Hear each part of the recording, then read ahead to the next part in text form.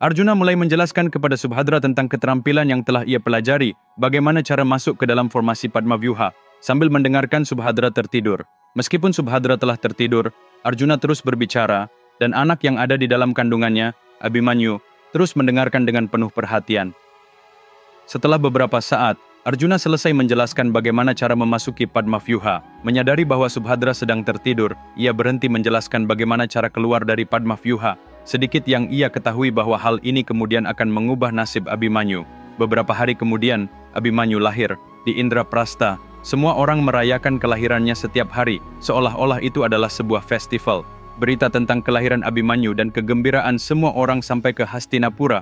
Shakuni segera pergi ke kamar tempat Duryodhana tinggal. Sambil mengetuk pintu dari luar, ia berkata, "Duryodhana, sudah 1 tahun lamanya kamu mengurung diri di kamar ini. Anda belum keluar, Anda belum berbicara dengan siapapun, Anda bahkan belum mendengarkan apapun yang dikatakan orang, tapi engkau harus mendengarkanku hari ini. Anda berada di dalam ruangan ini menyiksa diri sendiri setiap hari, sementara para Pandawa yang ingin Anda hancurkan justru merayakan kehidupan seperti sebuah festival setiap hari. Anda adalah orang yang bodoh tanpa sedikit pun kebijaksanaan. Yang kau pikirkan hanyalah berperang atau meracuni mereka.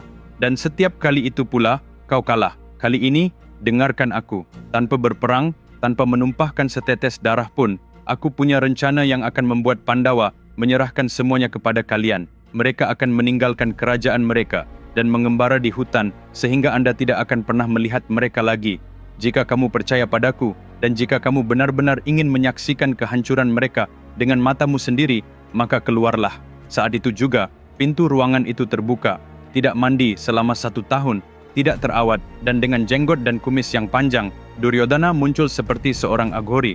Seketika itu juga, ia mencukur jenggot dan kumisnya, mandi, mengenakan pakaian sutra halus dan perhiasan, lalu duduk di atas singgasananya dan berkata, "Paman, ceritakan rencanamu." Shakuni menjawab, "Duryodhana, dadu-dadu ini akan mengubah seluruh hidup kita. Dadu-dadu ini dibuat dari tulang ayah saya, dan rohnya ada di dalamnya.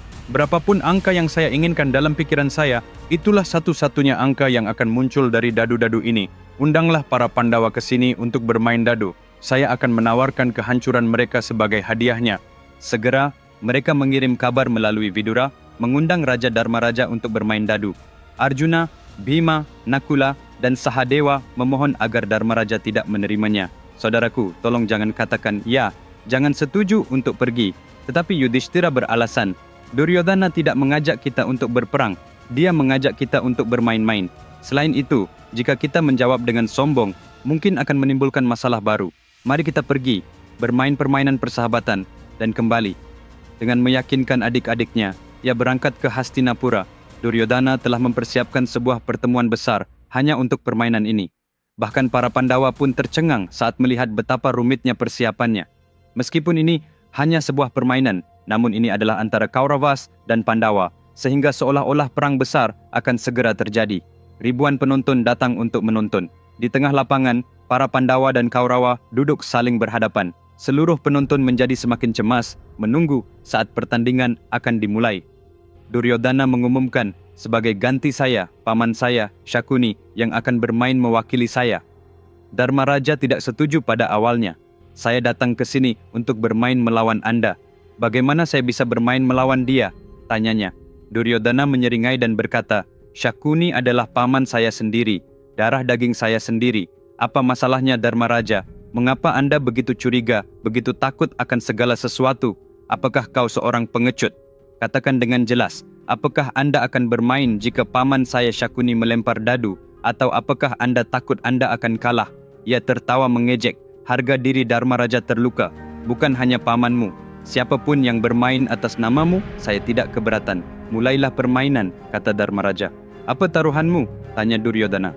"Kalung mutiara saya," jawab Dharmaraja. Semua Kauravas tertawa terbahak-bahak. Kemudian Duryodhana berkata, "Apa ini? Maharaja Dharmaraja mempertaruhkan kalung mutiara dalam permainan dadu? Sebaliknya, saya mempertaruhkan semua mutiara di kerajaan saya." Dharmaraja menjawab, "Baiklah, saya juga mempertaruhkan semua mutiara yang ada di kerajaan saya." Shakuni melempar dadu. Dharmaraja kalah. "Untuk taruhan berikutnya," kata Duryodhana, "saya akan mempertaruhkan seluruh harta saya." Dharmaraja mengikuti taruhan itu dan kalah lagi. Teman-teman, Percayakah Anda bahwa hanya dengan membaca sebuah cerita yang luar biasa dapat mengubah hidup seseorang? Jika Anda membacakan cerita tersebut dengan lantang kepada anak-anak Anda, mereka akan mempelajari nilai-nilai yang mereka butuhkan dalam hidup. Benarkah itu? Apapun masalah yang Anda hadapi dalam hidup atau yang akan Anda hadapi, ada solusi yang menanti Anda dalam sebuah cerita. Percaya atau tidak, ya, itu mungkin dengan kisah epik terbesar yang pernah diceritakan dalam sejarah umat manusia. Ini adalah Mahabharata. Kisah ini 100 kali lebih spektakuler dari film blockbuster manapun. Ini adalah sebuah tantangan, Mahabharata yang lengkap, yang ditulis dalam kata-kata Vikramaditya, tersedia dalam 2 jilid, baik dalam bentuk cetak maupun e-book, di Amazon dan di 43 toko online. Buku ini diterbitkan dalam 54 bahasa di seluruh dunia. Anda dapat menemukan tautan-tautan dalam deskripsi di bawah video ini. Segera pesan sekarang juga karena ini bukan hanya sebuah buku, ini adalah perpustakaan yang Anda butuhkan dalam hidup Anda. Selanjutnya, Dharmaraja mempertaruhkan kuda-kudanya, kereta perang, tentara, gajah, dan seluruh kerajaannya. Dharmaraja terus kalah dalam setiap taruhannya. Berapapun angka yang Shakuni harapkan dalam pikirannya, itulah yang muncul di dadu. Semua Kauravas bertepuk tangan dengan keras, tertawa mengejek, menunjuk ke arah Pandawa, dan menikmati semacam kegembiraan setan. Tawa mereka bergema di seluruh ruangan. Dharmaraja tidak bisa menerima kekalahannya.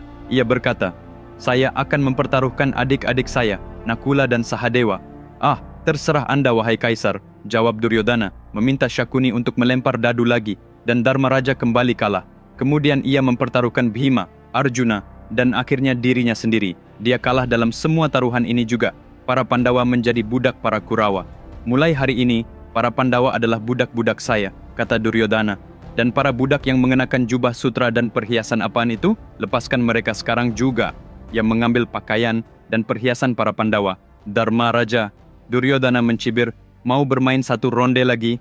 "Saya tidak punya apa-apa lagi untuk dipertaruhkan," jawab Dharmaraja.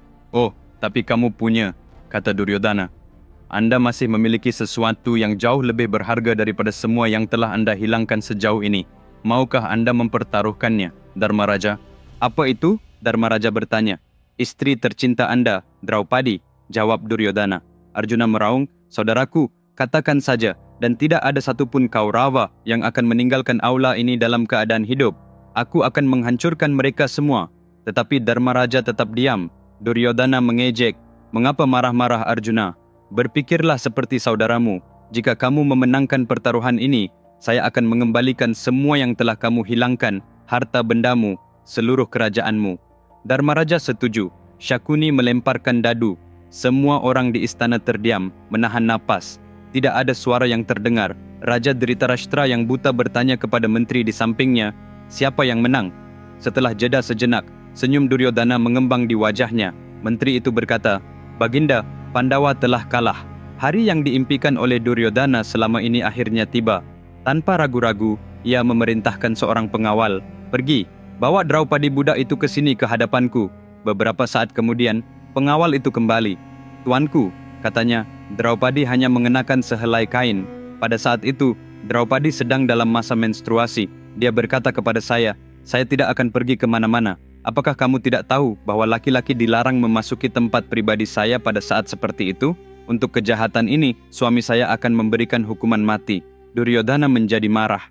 "Bukankah kamu sudah memberitahunya bahwa Pandawa kalah dalam permainan dadu?" tanyanya. "Benar, tuanku," jawab pengawal itu. Tetapi Draupadi berkata, "Apakah dia pertama kali kalah dan kemudian mempertaruhkan saya? Atau apakah dia pertama-tama mempertaruhkan saya dan kemudian kehilangan dirinya sendiri? Dengan kata lain, jika Dharmaraja telah kalah, maka ia tidak berhak mempertaruhkan saya sesudahnya. Dan jika ia mempertaruhkan saya terlebih dahulu, sebelum kehilangan dirinya sendiri, ia tetap tidak berhak melakukannya tanpa seizin saya. Apapun cara Anda melihatnya, mempertaruhkan saya tidak sah." Itulah yang dikatakan Draupadi. "Tuanku," dengan marah, Duryodhana memerintahkan saudaranya, Dushasana, seret wanita Pancali itu ke istana ini. Teman-teman, di episode berikutnya, cerita ini akan naik ke tingkat yang sama sekali baru. Jangan sampai ketinggalan.